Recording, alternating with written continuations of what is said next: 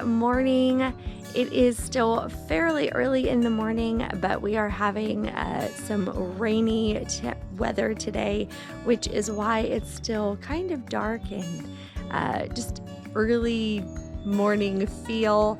I just dropped my kiddos off for a long weekend camp trip with their Civil Air Patrol group, which means I'm going to bring you along with me for the next 4 days to show you exactly what I do kid-free. Now, the first thing that I need to do is get breakfast because we left so early that I didn't actually make breakfast yet. I am still working through a sugar detox. I'm actually on my second round, and I will link that video up here, letting you know exactly what I'm doing as far as eating wise. But this is my second round. I went through it in February for 21 days while my husband was traveling, and then since he is back home right now, I offered to go through it a second time with him because it's always easier to go through a detox with a buddy. And again, I will leave this video right up here. Make sure you check that out as far as my tips for going through a sugar detox and some good meal ideas. So this morning I will be doing my typical breakfast that I normally do, which is some form of sauteed greens with several eggs. We have a couple green tipped bananas still. They don't last very long, so I try to eat them while we have them. After breakfast, I do have a bunch of computer work to do, so I have to work on editing a video that should come out tomorrow, as well as I have been creating a summer curriculum for our children's church group. But I think it would be just a fabulous way for kiddos to just experience how God loves them, and that we are just on a mission. We are on a mission with Jesus as we are co-heirs with him, and it's just going to be a really high intensity, fun summer program for kids at our church. And I do need to finish that up. I had planned to get that done before we go on our big trip in a couple weeks.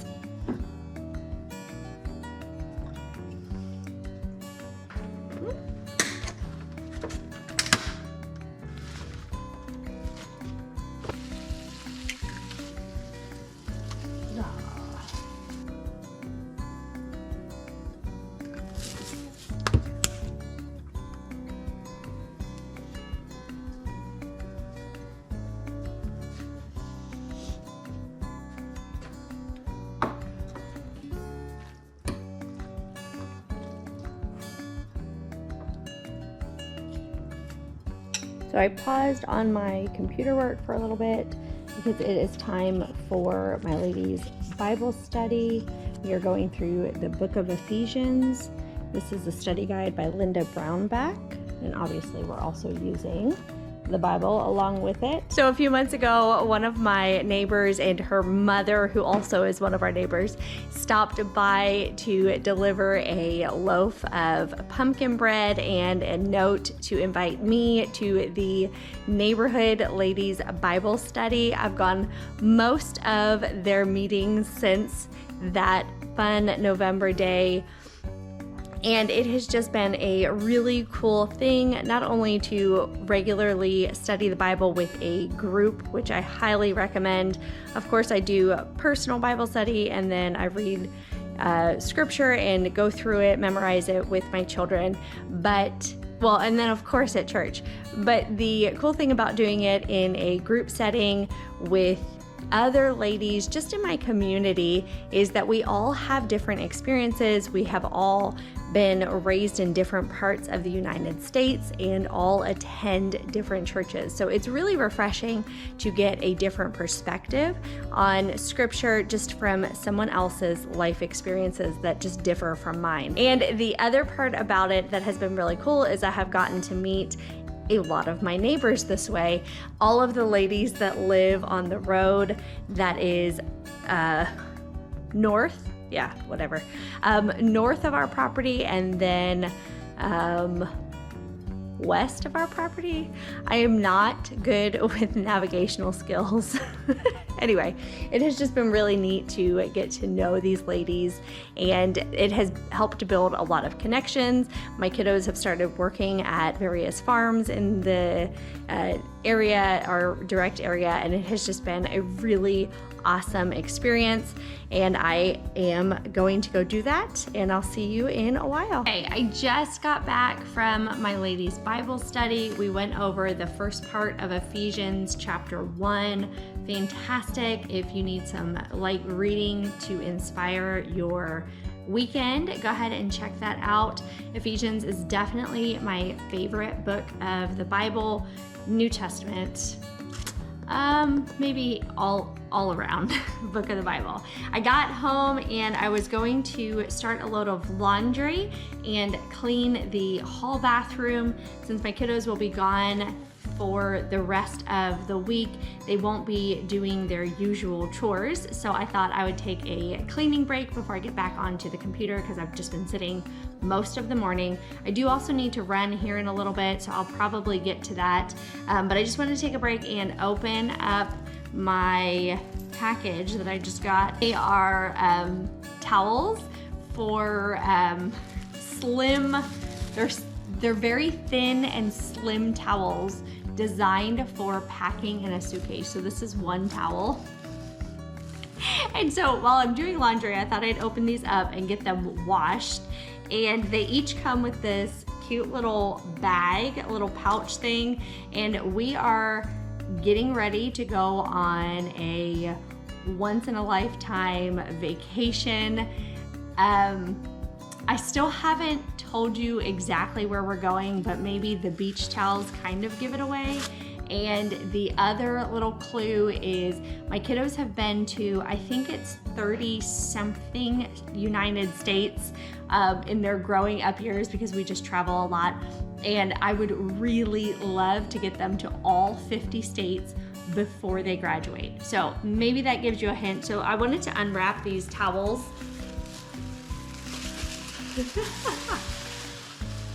All right, so tissue paper, and check out this towel. Wow. They are really pretty, and our VBS actually is beach theme this year, so I could even use these as decoration in my classroom. Look at that. It's like a gigantic sea turtle. That's really pretty. Let's double check how you wash them. So machine wash or hand wash, cold, line dry. So we're not putting them in the dryer, and we're not putting them obviously in a dry cleaner.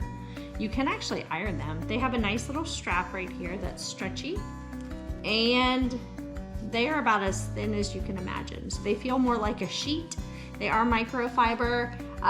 Basically, like I said, I just wanted to be able to fit them into our suitcases.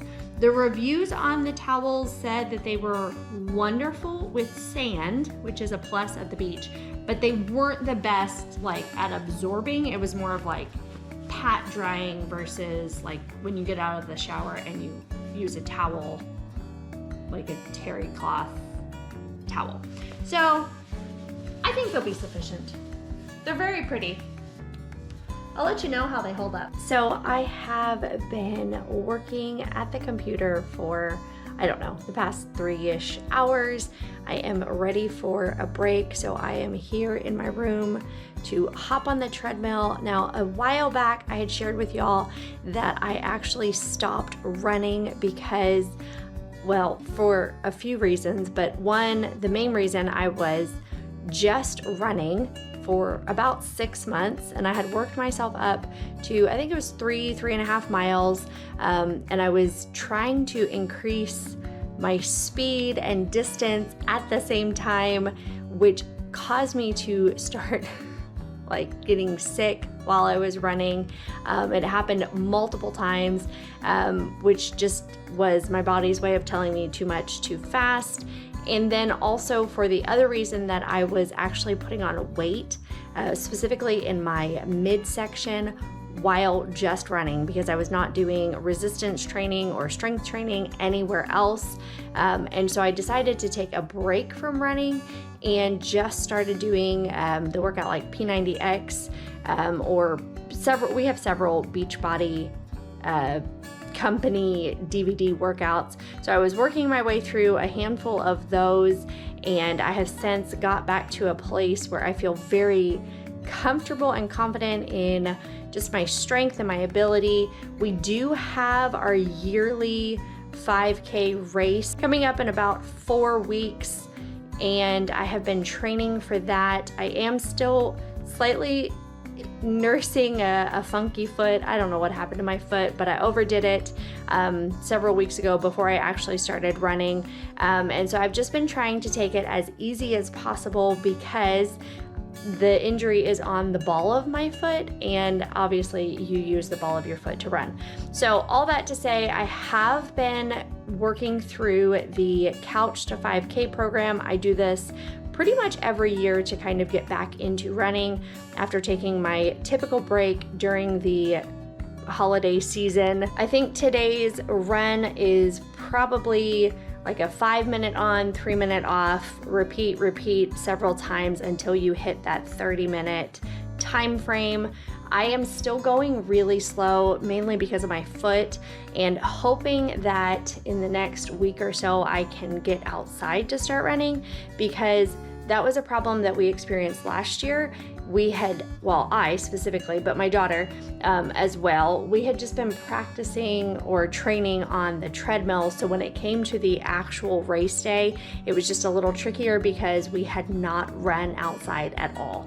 So I'm hoping that she and I can get out to a park or a trail at some point in the next week, like I said, so that we can train for real. So let me go ahead and get changed and get started on my run. So while I'm stretching, I wanted to go over a few things that I thought of, mainly because I have nobody else to talk to today at my house. So first thing, when I run, I normally listen to older music because, well, let's face it, that's the era that I grew up in. So I typically listen to 90s or 2000s music, and my kids typically laugh at me because they think my music choices are super old-fashioned. And I think that's really funny because I used to think my mom's music was old, and I think that's just the common thing for people, is that your parents' music is old because that's not what you listen to. So I was listening to 2000s pop music because it just has a good beat for running. The funny thing that I thought of while I was listening to 2000s pop, the two songs that came on while I was mid-run were Lady Marmalade and then followed by Drops of Jupiter. And I just thought it was hilarious that I literally know every word to those two songs, and I have not listened to either of them in a very long time. And then it also made me think that the music, just not all of the words are fantastic. And goodness, I just had no idea. And then now you live and you're like, oh my goodness, I don't want my children listening to that. Anyway, I did look over, and I have shared this with a few of my friends, but at the end of the summer last year, our rabbit planted some tomato plants. One took a while to get started, but this one, it's kind of like our Jack and the Beanstalk. And if you notice, it goes all the way up the frame of my TV. Isn't that kind of funny? So clearly that one probably won't do so well whenever I get around to planting it. I just was curious what would happen. And you can see I have a lot of plants growing. We've got a bunch of peppers in that one and some cabbages. And over here we have some tomatoes and cabbages. These cabbages aren't doing so well, and I think it's because they are too moist. Tomatoes need to be moist and cabbage really don't. And then over here I just planted some squash and pumpkin seeds. So the next thing on my agenda is to feed animals. I do need to head outside. Obviously Nathan's still at work, so I will be doing all the animals. It really just takes a couple minutes to do all of the animals. Here you can see my house cat taking his afternoon cat nap. Hi, baby.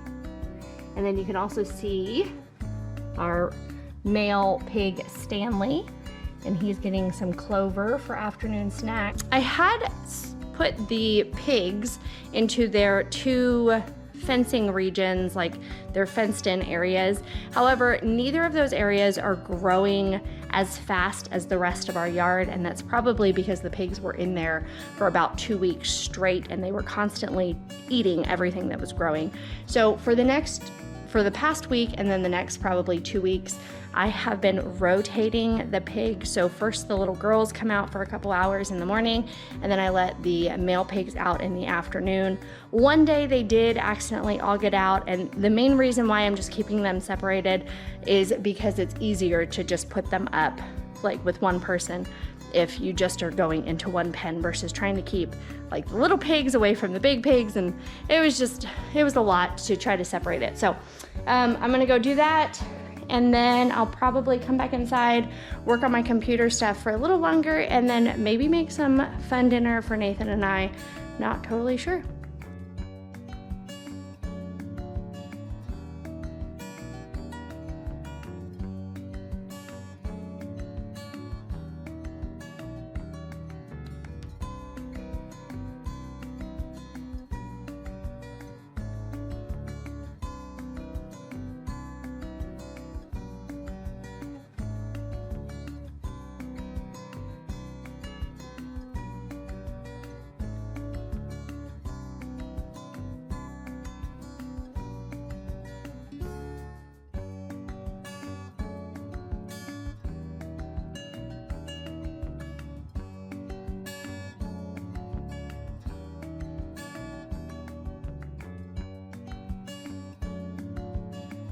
Okay, it's day 2 of my long weekend while my kids are traveling.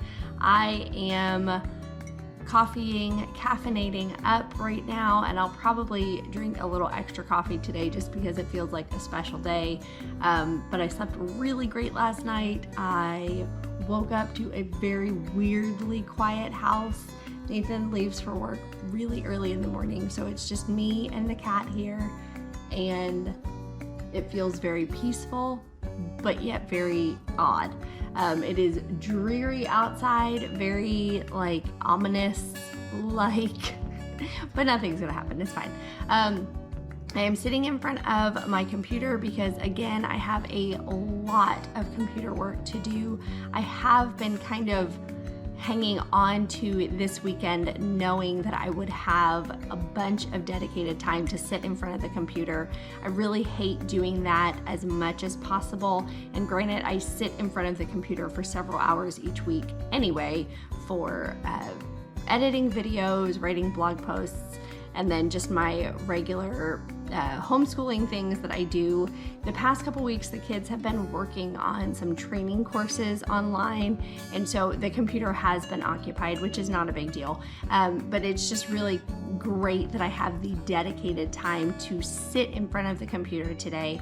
Again, I plan on, so it's just before 8 o'clock, I plan on finishing up my summer curriculum and getting that to a kind of like a first draft, a final first draft, so I can print it and go through. I am a red pen and paper kind of editor where I tend to miss things for real on the computer. After I finish today, so my goal is to get done maybe around 2 or so. Again, I will run this afternoon because I have the third Couch to 5K run that I need to do. This is a long run, so I might even slow it down just a little bit as my foot just feels a little weird after yesterday's run. And then, of course, eating. I need to feed myself.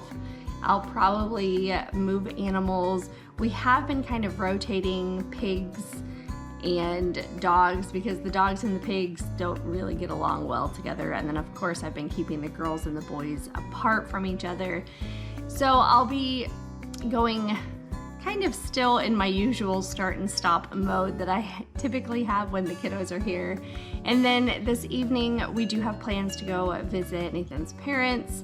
And then tomorrow, oh, and I do need to get like my nails done because, well, I'll paint them, like I'll do them myself, but I plan on doing my nails because tomorrow Nathan and I are going out on a fantastic date, which we have actually planned this date since the beginning of January, and twice we got snowed out. Well, one was snow, one was I think ice, but we had to cancel it. And then the next time that we were actually able to go out, I was still doing the original first sugar detox that I was going through and didn't want to end that early so that we could go on a date. So we are actually, today is day 20 of our sugar detox, both Nathan and I. And so we are ending tomorrow, probably midday, maybe in the morning. I haven't totally decided. And we will be enjoying just a very fancy and fun dinner. And of course I will bring the camera along for that because it is something that I absolutely love. We have gone there one time. It's a restaurant that I absolutely love and that we actually have only gone to once, mainly because we have had babies for the longest time, but we went when I was very pregnant with Lola. And in fact, it was the last place that we ate out before I had her. So we were on our way to our Easter service at church. We went out to this restaurant, went to the Easter service, and then within the next week I had Lola. So I was enormous, and I was not at the end of my pregnancy, but she came early. So I just ate a lot of ice cream, really. And that is our plan for tomorrow. I do plan to maybe spruce myself up a little because I haven't done that in a while. It is the afternoon of my second day at home, and I am feeling a little like Kevin, and I feel like I need to give you a list. I have finished my computer work. I exercised, then I took a very thorough shower. I even washed behind my ears. And then I, as always, whenever I am left home alone for too long, I took a little snip to my hair, I took a pair of scissors to my hair and just trimmed a little around the face. And I obviously blow dried my hair. I did a hair mask and hair oil before I washed my hair. Oh, I sent an email to the general manager of our local car dealership. I haven't decided if I plan on sharing that story. And then I called the local car dealership several times and still have gotten not a confirmed answer. And this has been a really interesting journey. So I was very hopeful that today would be the day that I could go pick up my car. And I am actually not sure.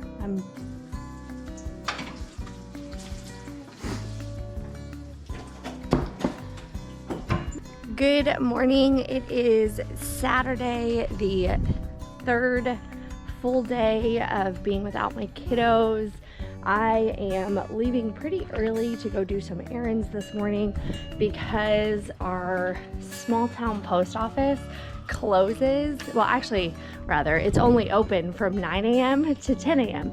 and I really need to get over to the post office. And the other thing for today, I'm trying to do my errands so I can get back to the post office like I mentioned. Nathan went over to our church to work on a project that was just happening today, and then hopefully this afternoon we will start primping and beautifying so that we can go out on a really special and fancy night out on the town.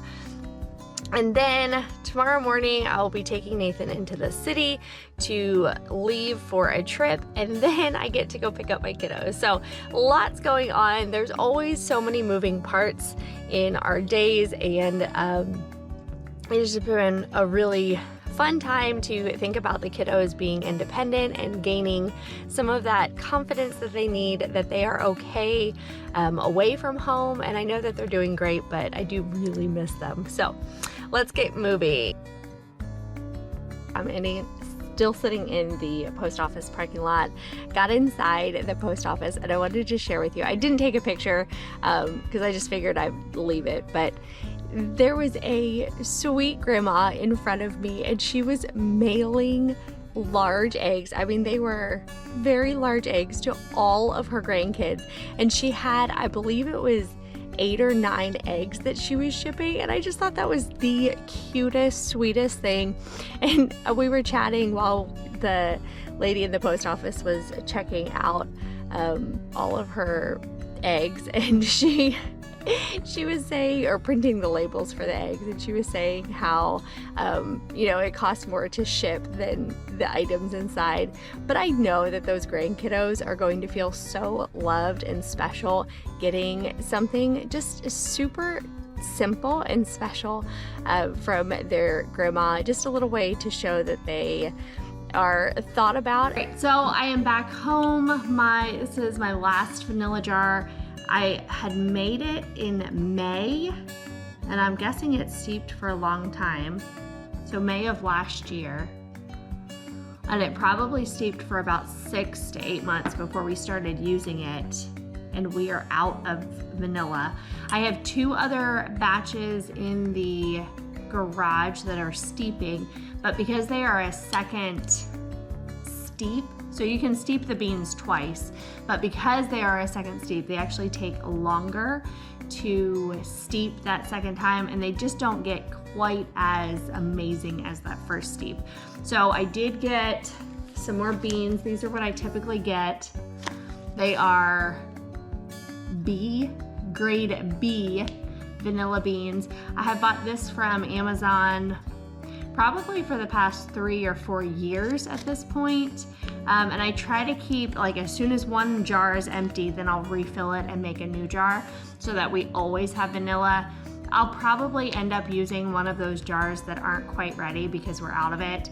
We do, for whatever reason, whether this is great or not, we go through a lot of vanilla extract. I have played around with making other varieties of extract, and we honestly just don't use them nearly like I thought we would. So I probably won't spend time making other extracts. Probably just won't even waste time making other varieties of extracts just because we don't seem to be using them. But vanilla is definitely one that we use a lot. So to make vanilla extract is really simple. You literally just put the beans into a jar and cover them with vodka for 6 to 8 months. It'll get really dark. I have played around with cutting the beans. So like these in here are cut, and then I've kept them whole before. I believe that when you keep them whole, it just takes longer to steep, is really what I've noticed. So I will be cutting these probably twice, like each of the beans twice, before I stick them in the jar. And of course, these will be on their second steep. I am just gonna leave those in there and not worry about that, and then add these on top of it. So here we go.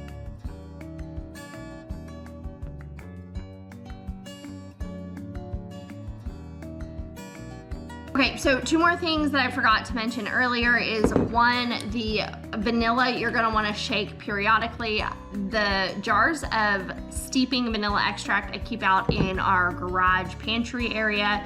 So I just go, whenever I go out there and I remember, then I shake the jars. And that really doesn't amount to more than 2 times a month, probably. So just a good toss around is really what I do. The other thing is, I have made vanilla with cheap vodka before, and I just find using a better quality vodka turns out to be a better quality vanilla extract. In the end, it's a little bit smoother. It doesn't quite have that I don't know. It's just a little different. It's a very subtle difference. So if you are really trying to cut costs, just use cheap vodka. This is not the most expensive vodka, but it's definitely a better brand. So like this bottle was $30. So it does, I mean, it is an expensive process. So for a quart of this vanilla, the beans were, I think, $10, and I didn't use the whole bottle of this, but 30, I mean, that's probably still a good $25, $30 for a quart of vanilla. I'll have to price compare because I haven't done it in a while. I know the last time, like when I first started making vanilla extract, the price, I was saving a good amount. So I would imagine I'm saving even more now.